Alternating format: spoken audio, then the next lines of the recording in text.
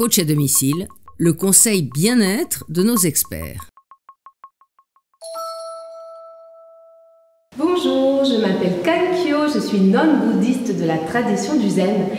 Et aujourd'hui, j'avais envie de vous parler de la magie de Noël. Noël, joyeux Noël, bon baiser de Fort-de-France. Noël, la magie de Noël, c'est Papa Noël joufflu, c'est Maman Noël qui font des gâteaux, les illuminations, les carillons, les reines.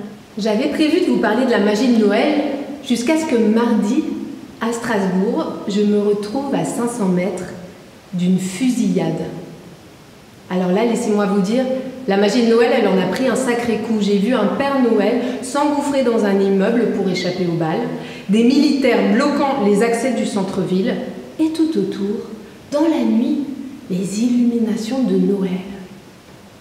Alors je me suis dit finalement, Noël, c'est surtout ce moment où on confronte l'idéal avec la réalité. On avait rêvé d'une fête de famille chaleureuse et on se retrouve avec le beau-frère qui boit trop, des cadeaux complètement à côté de la plaque et une dinde qui est tout sauf végane. Noël, c'est vraiment ce moment où les émotions se succèdent et apparaissent en mode machine à laver. Comment faire donc dans cette atmosphère pour conserver quelques bribes d'optimisme ou pour le dire autrement, à la manière si poétique de Pierre Desproges, comment être heureux en attendant la mort? Eh bien, la seule voie qui nous semble adéquate à nous bouddhistes, c'est en fait d'aller en contact direct avec le réel.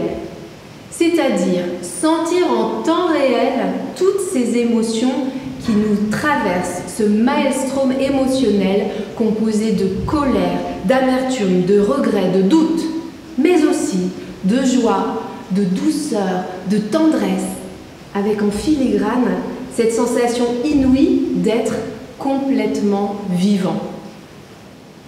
Car une émotion, c'est tout d'abord une sensation, quelque chose qu'on ressent dans le corps, dans certaines parties du corps, la gorge, le plexus solaire, le ventre par exemple. Et à quoi ça sert d'entrer comme ça en contact direct avec l'émotion? Eh bien tout d'abord à mieux nous connaître, mais surtout à réaliser cette chose complètement inouïe, c'est que les émotions, pourvu ou pour peu qu'elles soient complètement ressenties, complètement vécues, elles naissent et elles disparaissent. Elles vont ne faire que traverser. Alors tout ceci nous permet de vivre les choses avec beaucoup plus d'intensité.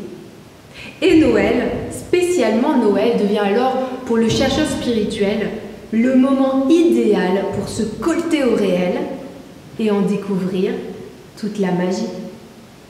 Bonne pratique! À bientôt sur le HuffPost.